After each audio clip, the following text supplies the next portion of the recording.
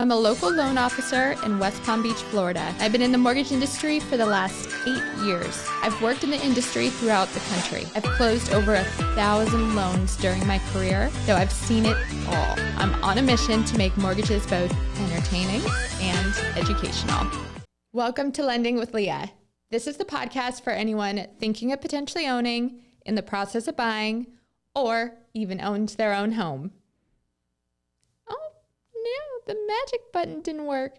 If you guys listen to the show at all, there's a little soundboard, and usually I do a magical button, but today, it's not working. So we're just going to use our imagination. Oh, ooh, sparkle, sparkle, magical, magical. Yay. All right. So in today's episode for you guys, we're going to go through, as I like to call it, the mortgage cookie jar. How many hands are in this cookie jar trying to make it happen?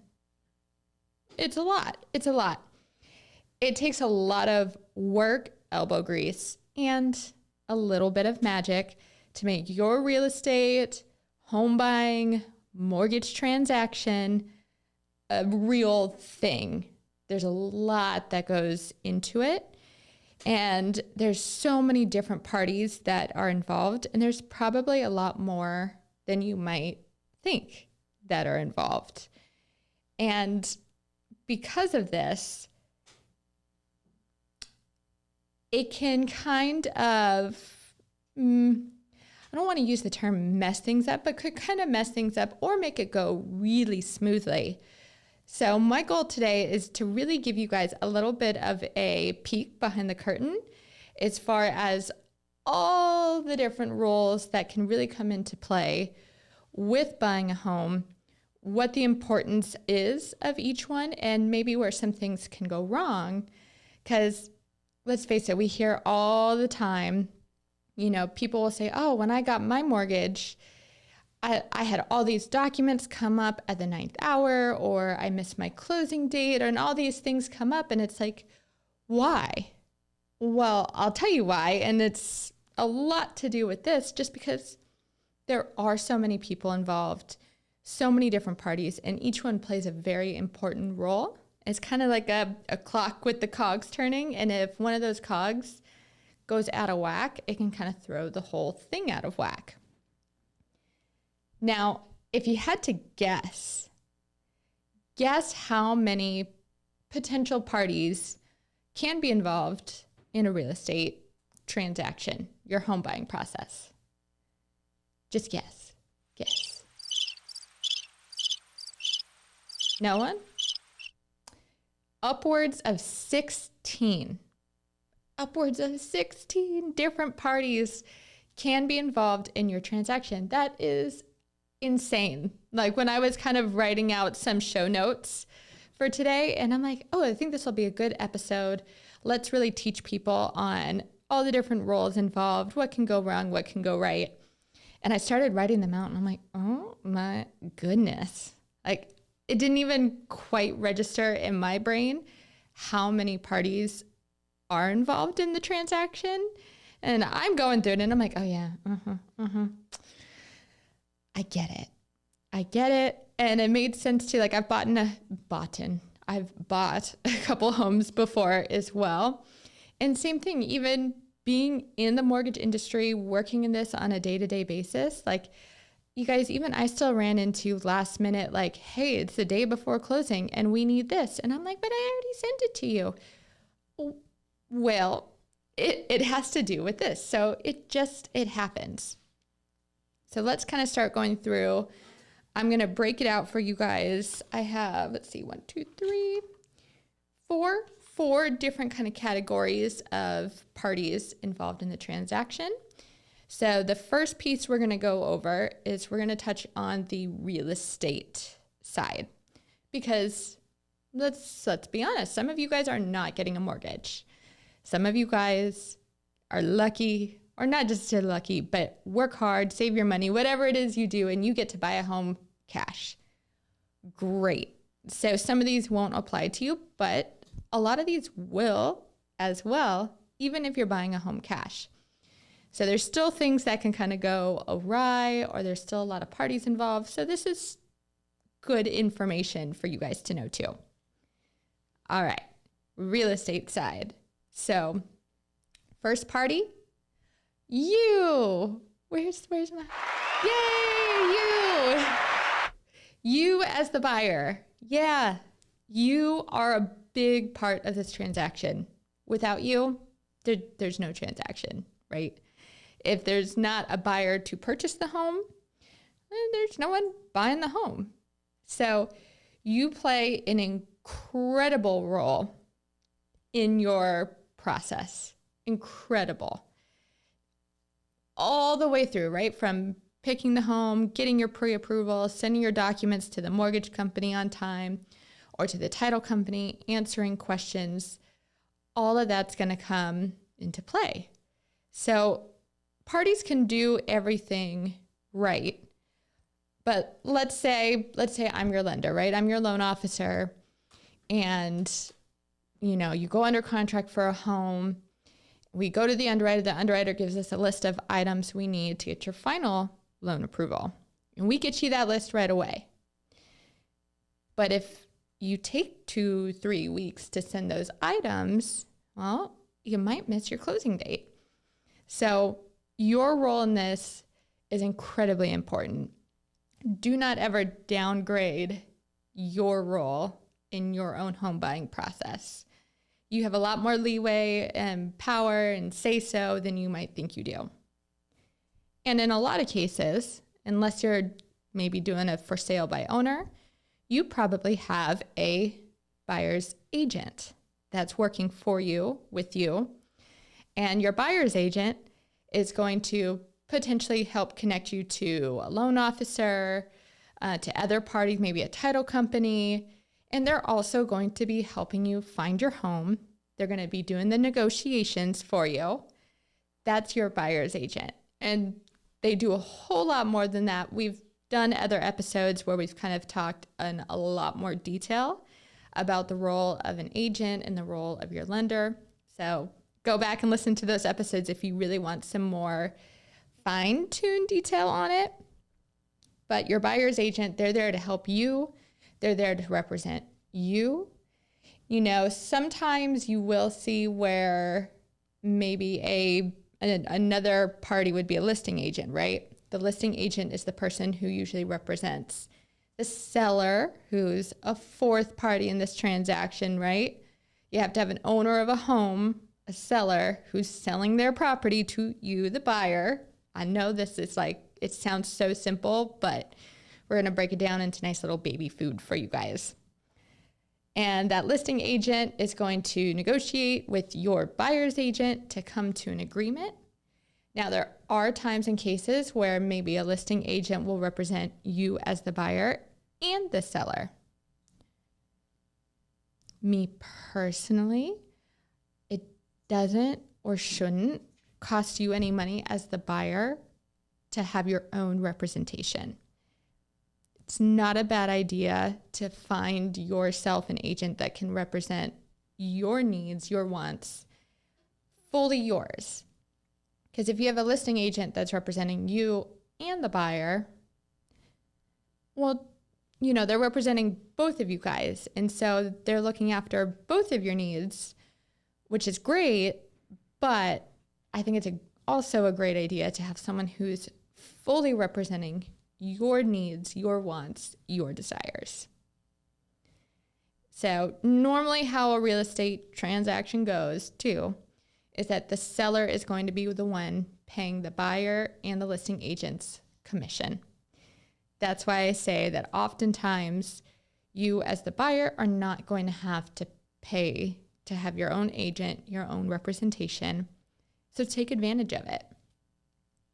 One more party that I'm going to throw on there for you guys kind of in this section here. And this one may or may not come into play. But a lot of real estate agents will have transaction coordinators. Sometimes your buyer's agent and your listing agent may each have their own transaction coordinator. It's a lot of people to coordinate with right there already, right? Your buyer, the seller, each of your guys as agents. And then, oh my goodness, if they each also have a transaction coordinator, it's a lot, right? We're talking 6 people there alone before we get into any of the other pieces of it. Now, transaction coordinators, I do a lot of communication as a loan officer with transaction coordinators. I've worked with some fantastic ones, and I've worked with some not fantastic ones too. You know, so maybe something to ask, right? If your agent has a transaction coordinator, maybe ask to speak with them too. Get to know them, right? You know, this is your home buying process. This is yours. You're the one buying the home. So, you know, feel empowered, take it into your own hands, talk to everyone that's going to be involved so you really feel comfortable and secure with everyone you're going to be working with. Because at the end of the day, all these people are involved in making this happen. You know, so talk to them. If your buyer's agent has a transaction coordinator, give them a call. Just say, hey, you know, you're going to be helping me, doing stuff with me. I'm going to be sharing maybe some personal information with you. I just want to say hi. Food for thought. Next, title company. So there's going to be a couple different roles within a title company. And I do think I actually would really like to get someone with a title company in here as a guest that can really explain title to everyone, because that is, I know a little bit, but it is not my area of expertise, but it's such a valuable and necessary and required part of a home buying transaction that it'd probably be a good idea to bring someone in here. But I'm going to focus more so on 2 different roles within a title company. So usually what I see when we're contacting a title company, usually this is picked and decided on between you as the buyer, the seller, listing agent, buyer's agent. Usually between the 4 of you guys, you come up with a title company. By the time I, as the lender, get your contract, usually the title company's been decided by that point. So we already know who to reach out to them. And oftentimes we'll see maybe 2 people that are working on it. You'll kind of maybe hear it called like an escrow officer or a title agent. You know, this is usually someone who's working on getting us title work and fees and all these other things, because believe it or not, in order to get a final approval on your mortgage, we actually have to have a decent chunk of information back from the title company. And something else, if you've listened to the episode on closing costs that I did, there's title fees. Now remember, we as the lender don't actually get title fees until you're already under contract, usually maybe a little bit of the way through the process, but yet we're still responsible for disclosing title fees to you guys. So one of the things I usually tell my clients, each loan officer is a little bit different, but I usually try to disclose maybe a little bit higher in title fees up front, just because I don't have them yet.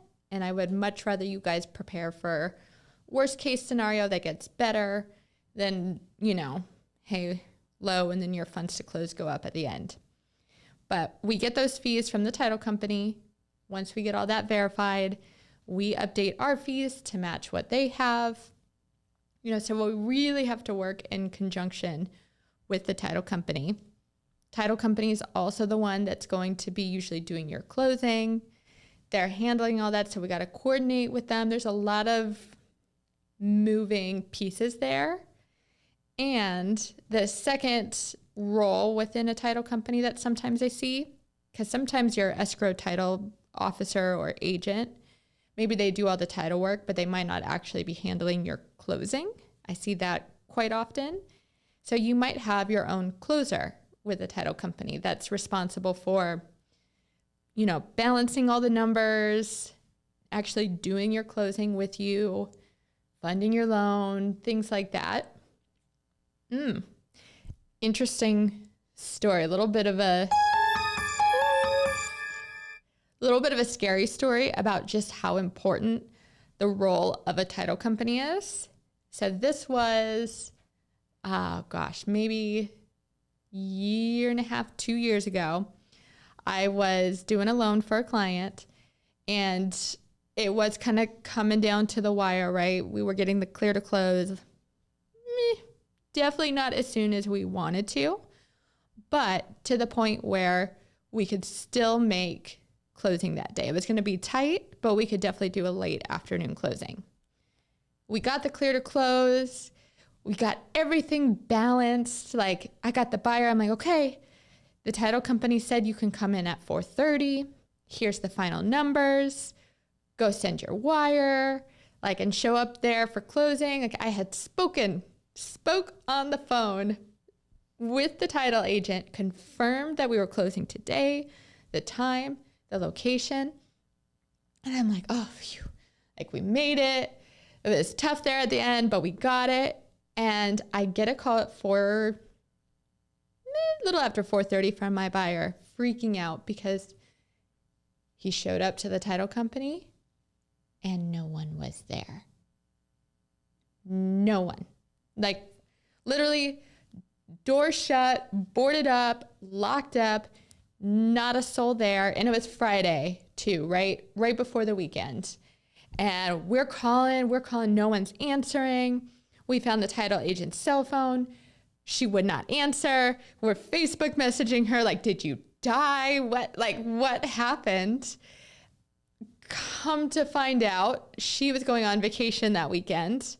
And I don't know if there was a miscommunication or what, or if she decided to just leave.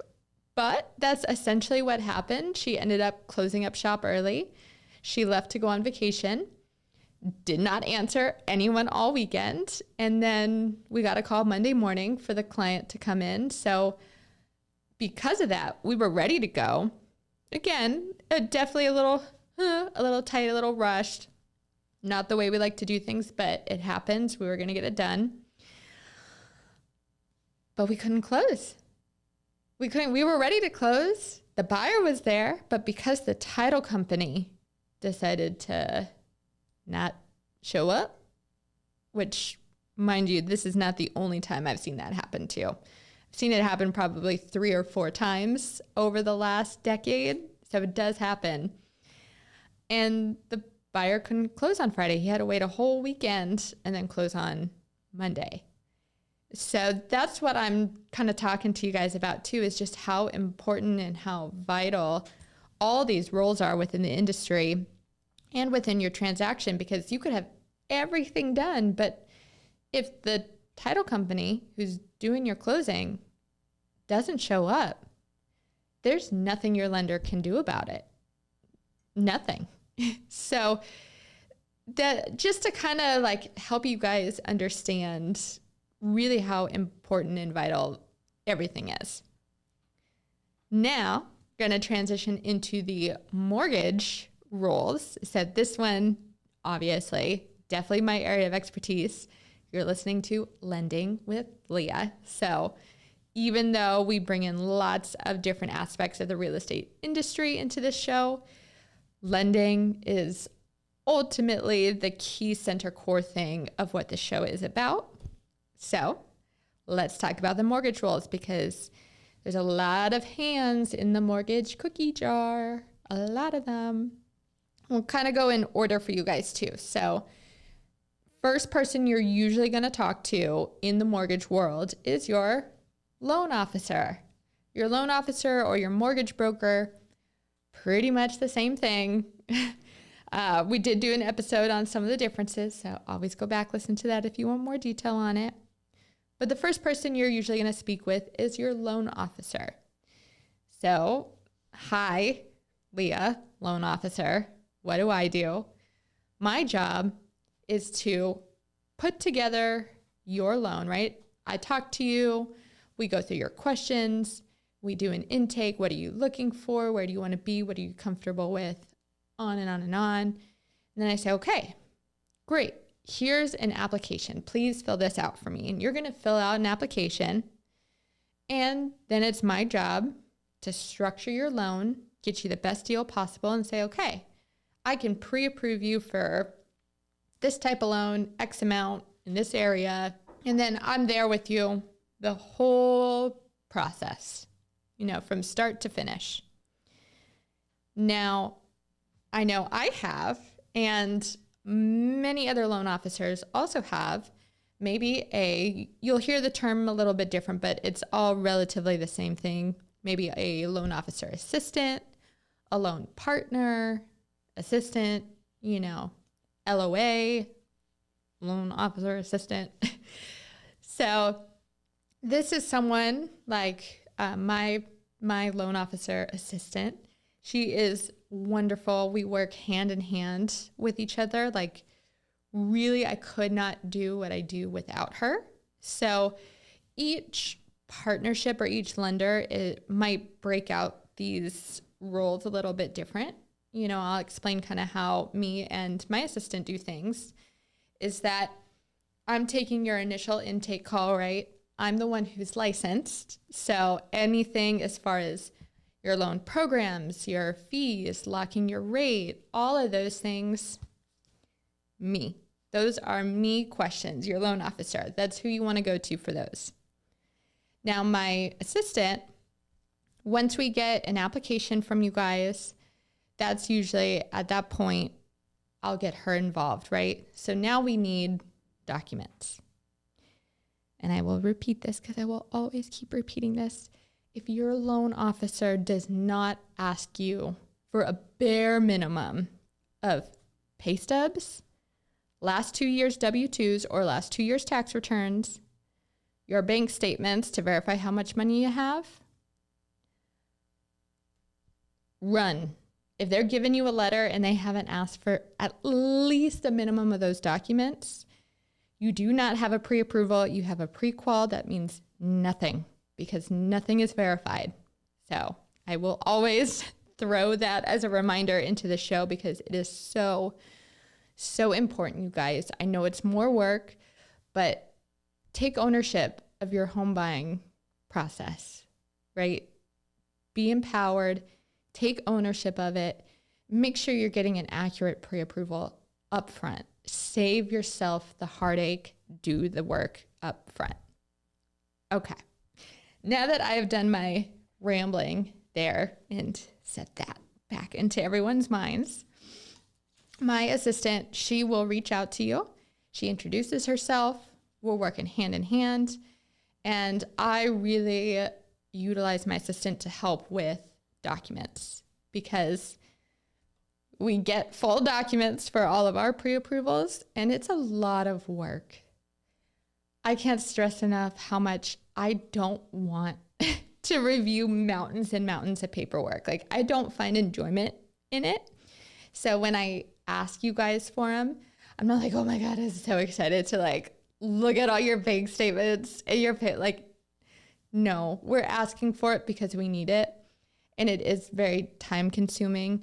It's a lot of work and it's very easy to miss things, or maybe you provide something that unfortunately would lead us to ask for something additional.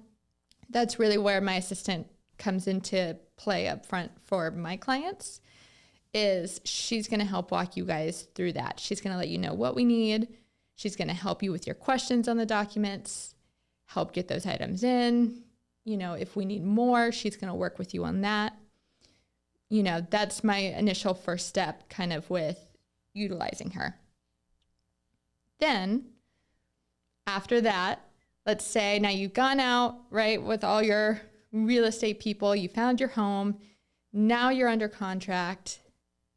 What role is next in the mortgage world? Because it does not stop with just me as the loan officer and then your loan officer assistant. It goes past that. So the next person or the next role in the cookie jar, hand in the cookie jar, is going to be your loan processor. What is a loan processor? What do they do? So this is actually something the first probably, I think it was about 4.5 years of my career, I was a processor first before I became a loan officer assistant and then became a loan officer. But a processor, this is probably not the formal definition, but the definition I would give is they are kind of the tie amongst all parties, if that makes sense. So most processors are going to communicate with you as the buyer. Once you go under contract, we get your loan, we get you all set up, we get you locked in, we send you fees, your disclosures to sign. The processor is going to go through everything we collected, me and my assistant up front, and they're going to say, I think the underwriter might need X, or maybe they need this. And they're going to neatly package your loan together to send to a underwriter. Once your loan comes out of underwriting and you get a list of additional items needed for a final approval, your processor works with you directly as the buyer to get all those items in, as well as a lot of other parties in the transaction to get their items in. Because it's not just you as the buyer that has to provide things. Other parties, like how we talked about the title company, right? We have to get certain documents from the title company in order to get your final approval. And the loan processor is the one that's communicating with all these parties, packaging everything together nicely for an underwriter so they can approve your loan, which is a great leeway to the next role, which is the underwriter. Okay, let's spend a little bit of time on this, underwriters. And I'm going to backtrack just a little bit too. Part of where you might run into issues, or you might, if you have friends that have bought homes, you might hear them say, oh my gosh, they asked for all these documents and they asked for them last minute and blah, blah, blah, blah. It's usually coming down to underwriting. So this piece to the mortgage industry, I don't necessarily agree with. I think it could use a little bit of fixing. That is a whole other can of worms we're not going to open today. But you have your loan officer. Your loan officer structures your loan. They verify your documents. They verify your income. And they tell you, right? I tell you. I get you a letter and I say, you can get this. You can get it. And then obviously there's verbiage in there like, oh, pending underwriting approval, pending this, pending that. But at the end of the day, I'm giving you a letter that says, you're going to qualify for this. As long as you get approved for it, you're going to qualify for it. But I have no power as a loan officer, and not just me as a loan, any loan officer does not have power or authority to approve or deny your loan. Yet, we are the ones giving you the letter that says you can do it. We actually have no power in it at all. The underwriter does. The underwriter is the one that they look at all your documents, they calculate your income, and they're going to verify that everything meets the guidelines. An underwriter's job is to make sure that the mortgage company has a purchasable loan. What does that mean?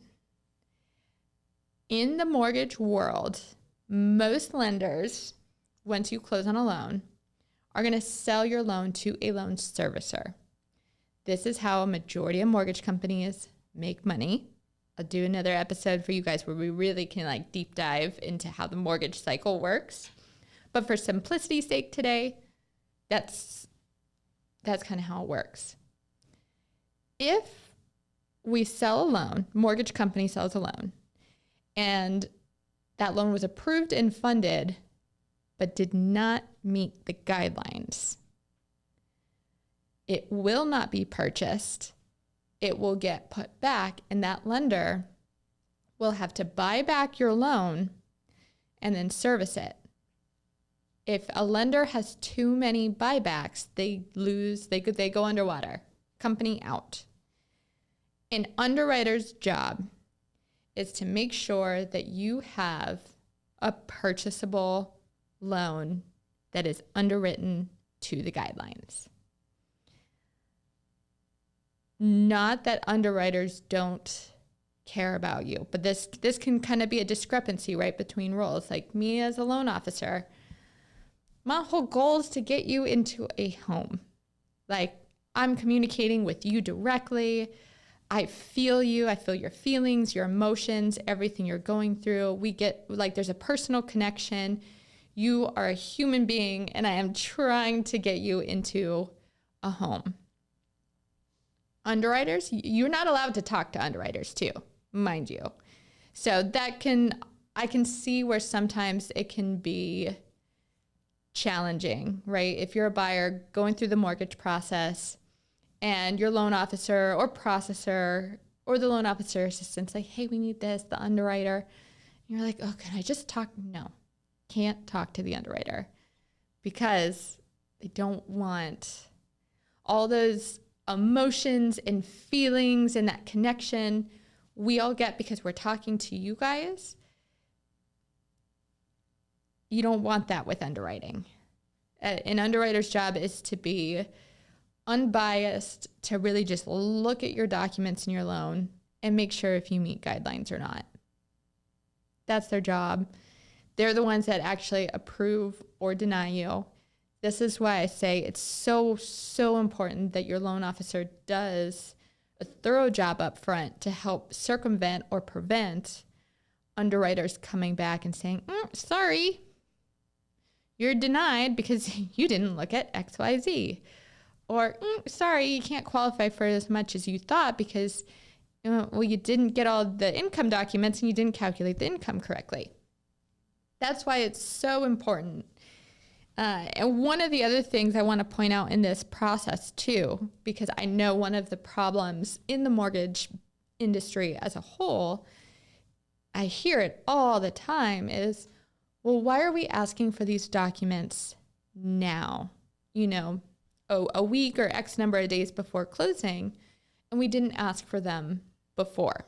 Your loan officer assistant, and your processor pretty much see your loan every single day. As you piece send documents in, we're getting those documents as you piece send them. We see them, right? The day you send them, we see them. Underwriters, who are the ones that are actually asking for the documents, they do not. Underwriters don't see your documents as you're piece sending them in. We probably think they do because you're like, well, everyone else is seeing them, so why isn't the underwriter seeing them? You can't. It would overwhelm the process in the kind of conveyor belt line a little bit too much to have underwriters in loans like that all day, every day. So what happens once you go under contract for a home, your loan officer, assistant, processor, put your loan together. They give it to an underwriter for the first time, usually. Sometimes you can have an underwriter look at things at a pre-approval stage, but usually the first time an underwriter sees anything is after you're under contract for a home. All right. Your loan goes to an underwriter. All those initial documents you sent, those should all be going to an underwriter, which is, again, why if your loan officer is asking for enough documents up front, that helps your underwriter because your underwriter is going to get a much more full picture right at the beginning versus at the end. Then the processor works to help get those items. They usually do not send your loan back to the underwriter until they have almost everything or everything. Remember, we're getting things from other parties too that aren't just you. Title company. And I have other third party we're going to go over after we finish this mortgage piece. So you're piece sending all these things in, but an underwriter is not actually going to see them till everything's in and other parties' items are in that are needed to get your loan. So we get all those. It goes back to an underwriter. Well, again, your loan officer, the assistant, the processor were not underwriters. So an underwriter could see it. They look at all your documents and they go, oh, well, based on this document, I need this document now. Or based on this document, now we have a problem. And so it's coming up at the 9th hour because the underwriter truly didn't see it again until that point in time. And it's a problem in the business.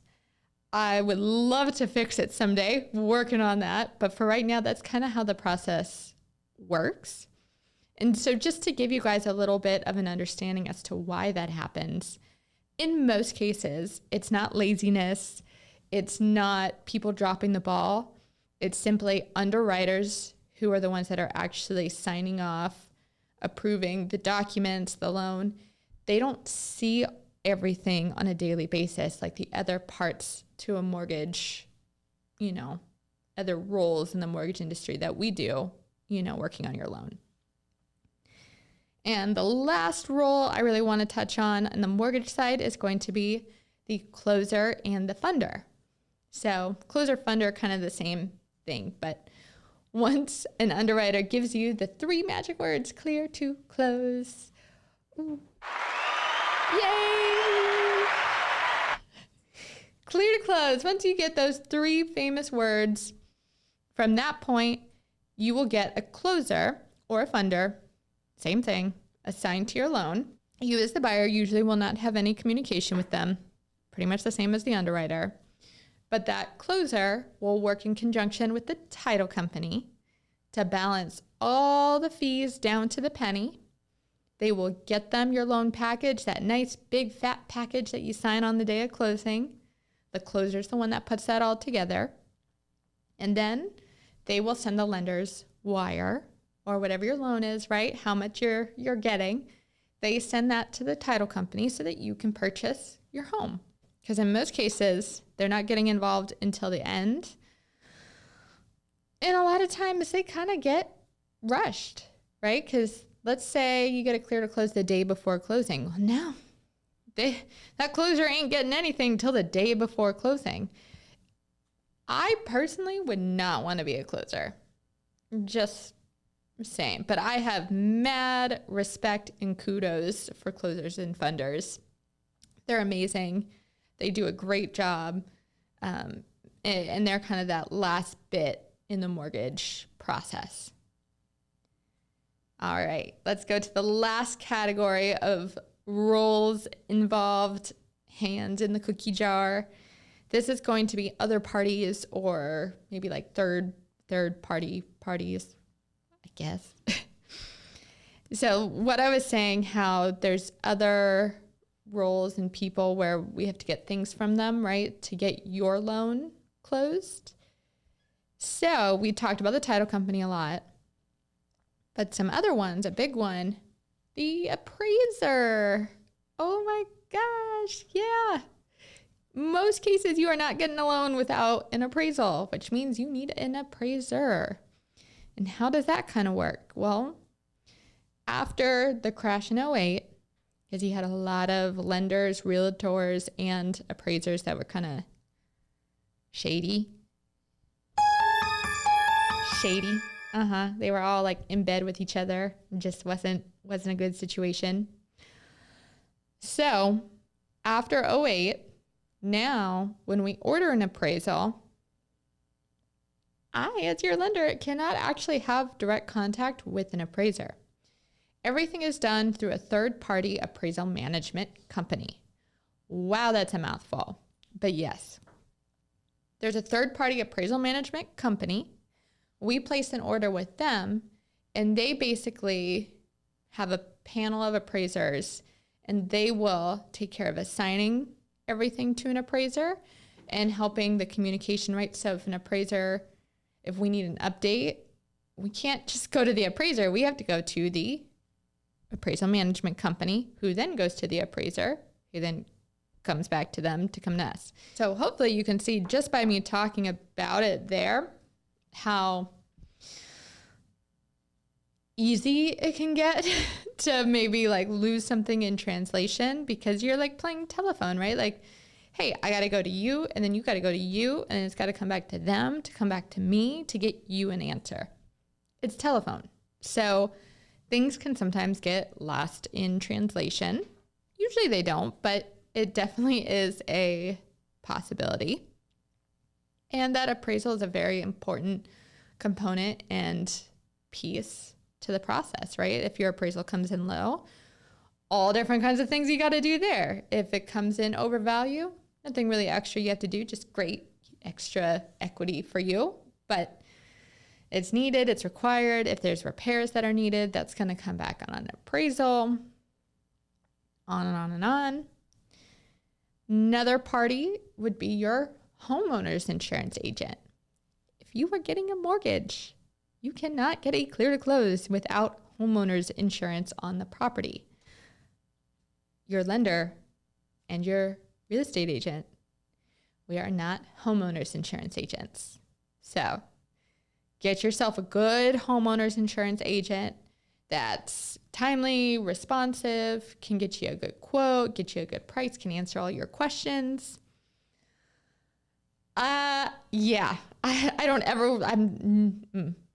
Insurance, not I can estimate in an area how much insurance might come in at, roughly be, but I don't want to do more than that. Like, that is an insurance agent all the way.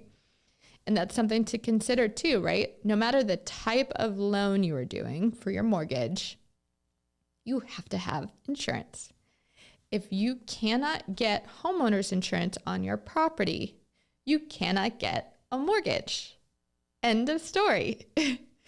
I actually had this come up earlier this year, maybe end of last year, where it wasn't actually the buyer, but it was a condo located in a flood zone. And if your property is located in a flood zone, you are required to have flood insurance.